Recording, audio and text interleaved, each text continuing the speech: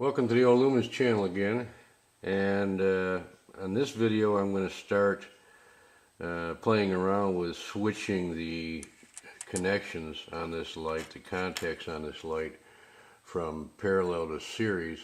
I've got a plan, of course, we'll see how that works.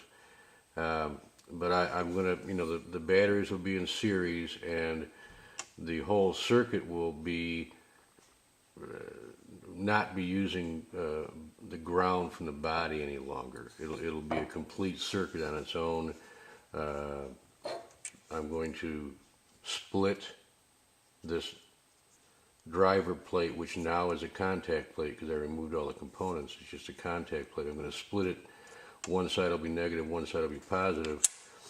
I'm going to be cutting the ground connections here, okay, on both sides, and I'll be cutting the connection here that would have normally been parallel, okay, so that they're isolated. And then I'm going to also mark the light so that when I go to put this all together, I'll know exactly where I want that driver in place. So I've already marked this, and you can see there's two lines there. I'm going to remove that whole section where those two lines are. I've already marked these.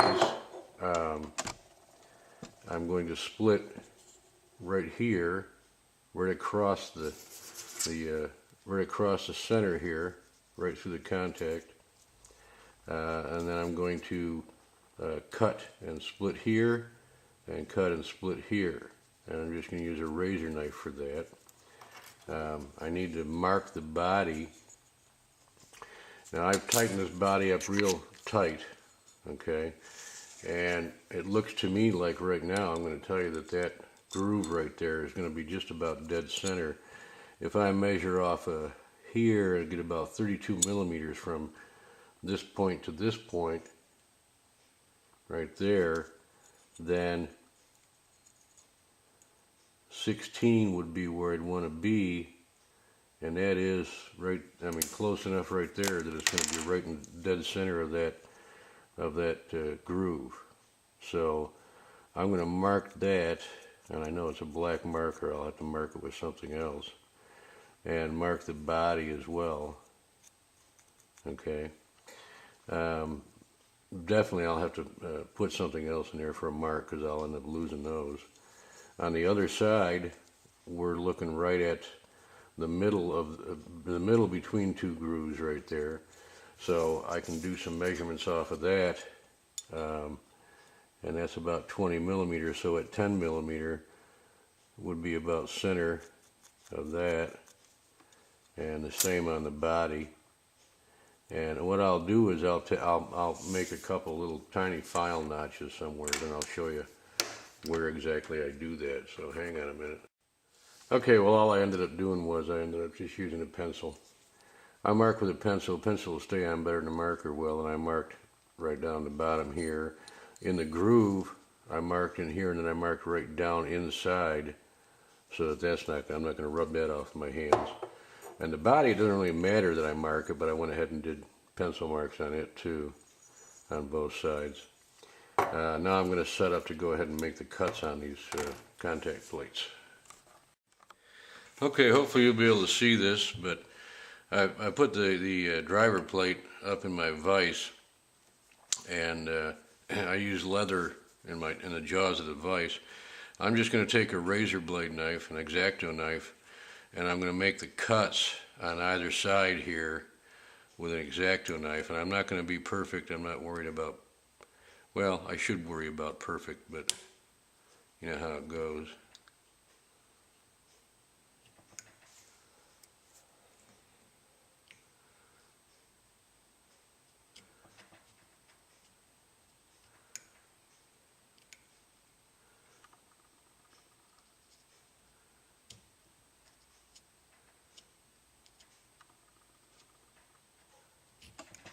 Okay, so then I'm just going to take and start cutting away and stripping that metal, that layer, that copper layer, as gold-plated copper should be, I would think.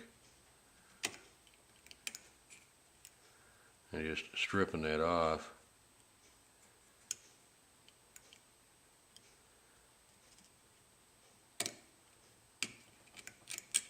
I'll turn it around, get the other end to get that. In fact, I may have to turn it around to do the splitting.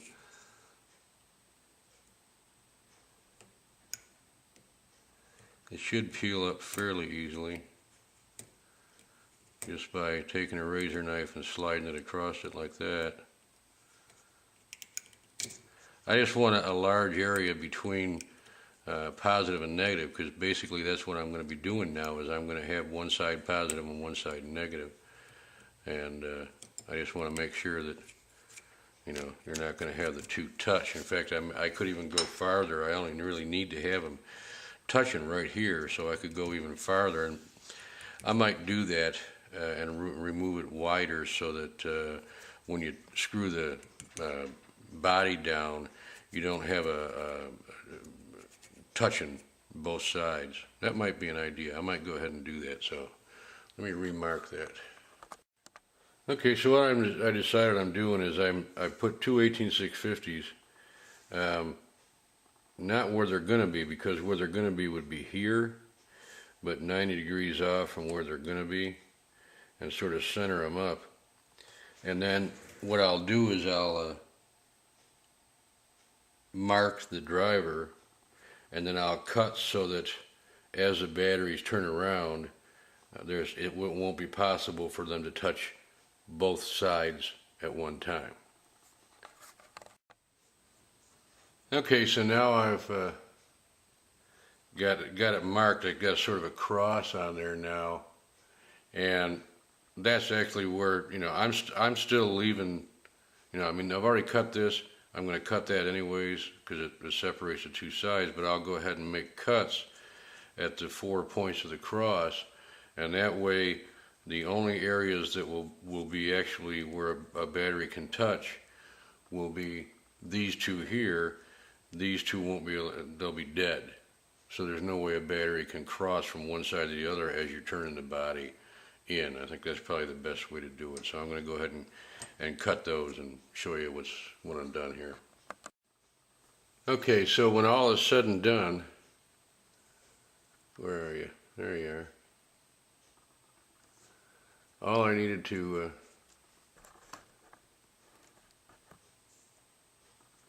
do was to cut the X across, and I didn't have to cut that wide section that I did. So that's what I should have done in the first place. You just cut the X, and then I'm only going to use two sides. One I'll make one positive, and I'll make the other one negative. This particular light is going to be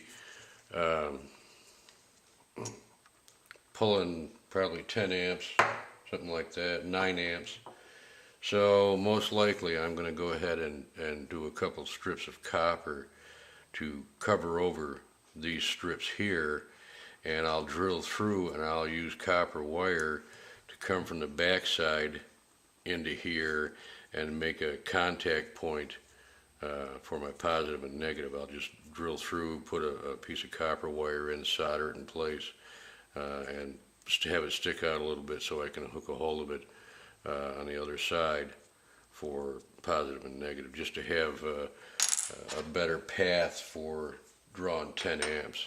Now I got to do the back end here, so I'll be doing the same cutting on the tail cap section as I did up front here.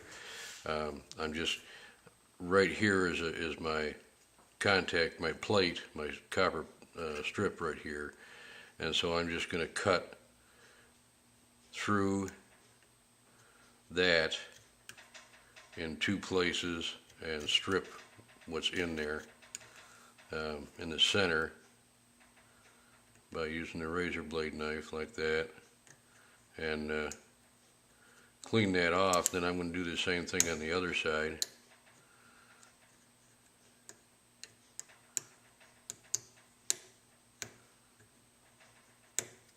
Okay. The other side I'm going to be cutting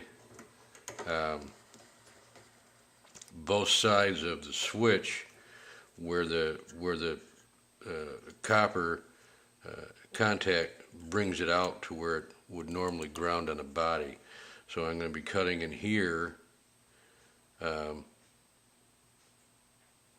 I'm going to be cutting over in here to isolate that switch, to isolate everything from the body. Okay, I've got everything cut away so that everything's isolated, and if you want to double check your stuff, all you got to do is take and, you know, right here I've got a circuit. Over here I have an open circuit. Over here I have an open circuit. Same with this side. You know, okay, and then open circuit over here, so forth and so on. You can check all of them that way if you want with a meter, with an ohm meter, just to make sure that you haven't left a little tiny bit of copper strip in there where it's still touching. Anyways, that's that'll take care of isolating these and changing them from parallel to series. All right, so right now, as I say, these areas are basically not being used at all, okay? And these areas, one will be positive and one will be negative, okay? And when the batteries are in place, then if I put one battery in with negative out and one battery with positive out, you can see that when this is put on and the switch is turned on, that will make your full series connection. Okay, well, I've got the two copper contacts in. I used two copper discs and filed away until they'd fit where I wanted them to, and I drilled holes and soldered the wires up in through, and then put the copper contacts on and soldered them on just by holding the soldering iron against them while they were on the board with some solder slopped in between. It ought to work for what I want. It'll give me a positive and a negative. I've done this before on a few different lights and it works okay. The biggest problem with this is, you know, wanting to do 10 amps on this thing is that switch. Memory card full, what was I saying? Driver, yeah. Switch. I don't think the switch is going to take 10 amps. From playing around with it before, or playing around with switches like these before, I think it'll probably take 5 safely, but maybe 4 to 5 intermittently. But I doubt it's going to do 10. So, and it's too small of a switch for me to use a different switch. Just too small. So, worst come to worst, the driver that I'm going to put into this particular one is going to be a FET-based driver. So, the way to cut down the amp draw is going to be to use different batteries. If you use batteries that won't do any more than 5 amps, then you can tailor it to the batteries. It'll give you what you want. But if you use like the 20Rs that I got, yeah, well, it's probably going to push 9 or 10 amps out to those to that MTG2. So, anyways, that's the mod for going from series to parallel, or parallel to series. And again, when this is all put in the way it should be, then I'll just go off this alignment here, and I'll have put the driver in so that it's lined up so that when the body screws down in, the batteries line up where they're supposed to. All right, well, thanks for watching.